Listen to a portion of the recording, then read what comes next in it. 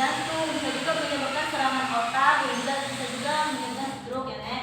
Untuk juga penglihatannya juga menurun, gangguan gerak juga. Itu kan biasa kalau darah tinggi itu kan Nek, bisa juga mengakibatkan kita menjadi stroke. Stroke itu ada dua bagian, stroke hemoragik dan hemoragik. Kalau stroke hemoragik yaitu pecahnya pembuluh darah, sementara kalau stroke non hemoragik yaitu adanya penyumbatan pembuluh darah. Dan juga bisa jadi juga hipertensi itu juga menyebabkan kerusakan ginjal pada nenek-nenek. Untuk pembagian tekanan darah tinggi itu tekanan darah normal itu sudah tadi saya jelaskan 120/80 mmHg. Kalau untuk tekanan darah ringan itu ada 140 sampai 159, pernya 90 sampai 99. Untuk tekanan darah tinggi sedang itu 160 sampai 179. Untuk pernya itu 100 sampai 109. Kalau untuk tekanan darah yang tinggi berat itu bisa nyampainya 180 sampai 200 yang sudah saya jelaskan tadi, ada sampai 200 tekanan darahnya ya. Untuk pernya itu sudah mencapai 100 110 per 116. Dan tuh pasti nenek-nenek belum tahu kan apa bisa jadi penyebab terjadinya tekanan darah tinggi atau hipertensi yang telah saya jelaskan tadi. Bisa jadi itu gaya hidup kita yang tidak sehat, konsumsi garam yang berlebihan, dan juga makanan yang berminyak. Makanan berminyak itu bisa mengakibatkan penyumbatannya pada pembuluh darah yang biasa disebutkan plak-plak pada dinding pembuluh darah kan ya. Minuman-minuman yang beralkohol, kurangnya berolahraga, bisa jadi pada nenek yang memiliki riwayat badannya yang gemuk, kegemukan, yang bisa menjadi akibatnya kolesterol yang tinggi. Terus tuh bisa jadi stres dan juga banyak pikiran pada nenek-nenek. Kan biasanya kan nenek-nenek sekarang ini kan banyak pikirannya kan, udah lelah, udah pusing gitu.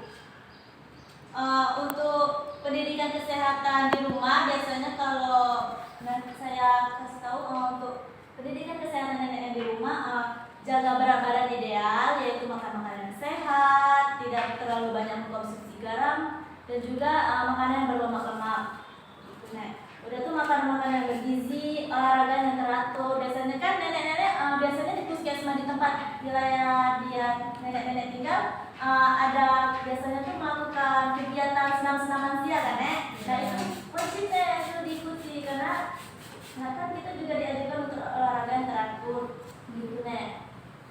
Untuk pengubahan kebiasaan hidup sepertinya kalau ada kakek-kakek, nenek-nenek kan rokok-rokok tuh dikurangi Nek. Minum-minum beralkohol tuh juga sudah jangan lagi gitu Nek. Udah tuh kurangi makanan berlemak, itulah tadi saya jelaskan yang seperti yang berlemak itu biar kolesterolnya itu nggak terlalu tinggi Nek. Karena kan kalau kolesterol tinggi gula darahnya kalau hipertensinya darah tinggi jadi tinggi juga Nek. Udah tuh hindari stres dan juga kalau nenek punya riwayat kolesterol, darah tinggi, hipertensi gitu Nek, dikontrol Nek. Bisa juga dikontrol teratur ke puskesmas atau fasilitas kesehatan yang ada di tempat tinggal nenek-nenek dan kakek sekalian.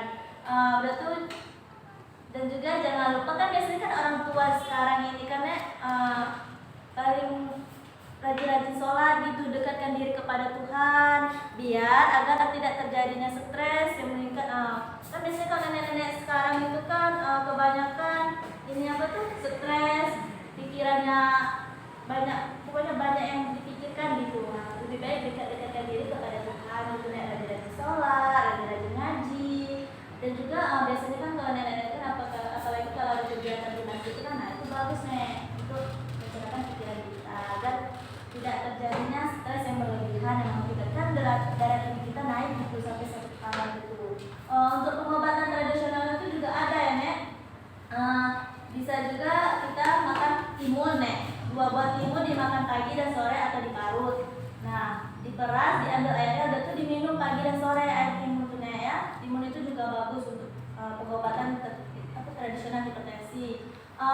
Terus tuh belimbing Nek, buah belimbing itu juga dimakan pagi dan sore atau diparut, atau juga diperas dan diambil air minumnya pagi dan sore. Selanjutnya itu Nek ada juga daun alpukat. Ternyata daun alpukat itu juga bermanfaat untuk hipertensi ya Nek.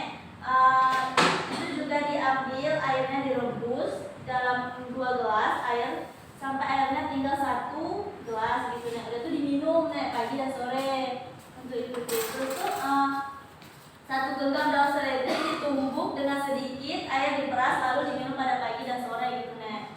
Nah, untuk nenek-nenek sekalian, tadi kan saya sudah jelaskan apa itu hipertensi kan nek. Nah, dan juga leafletnya sudah saya bagikan. Nah, untuk nenek-nenek sekalian dan kakek-kakek sekalian yang biasanya mengalami hipertensi itu biasanya tuh sakit kepala kan. Nah, ada yang mau ditanyakan lebih sedikit untuk saya, nek? Ada yang belum kurang jelas atau apa?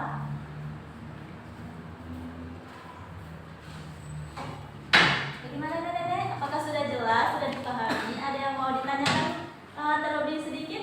Kenapa kita sering sakit kepala gitu? Jadi kan saya sudah jelaskan sedikit kalau kita sering sakit kepala itu terjadinya hipertensi karena kita juga sakit kepala, karena sakit kepala itu juga terjadi hipertensi atau darah tinggi. Nah, bagaimana nek? Tidak ada? Kalau tidak ada pertanyaan atau belum tanggapan kepada nenek, itulah tadi yang saya jelaskan. Keluhan dan juga leafletnya sudah juga saya bagikan dan juga nenek mau pulang untuk dipelajari di rumah. Saya akhiri ya nek. Wassalamualaikum warahmatullahi wabarakatuh. Terima kasih nenek.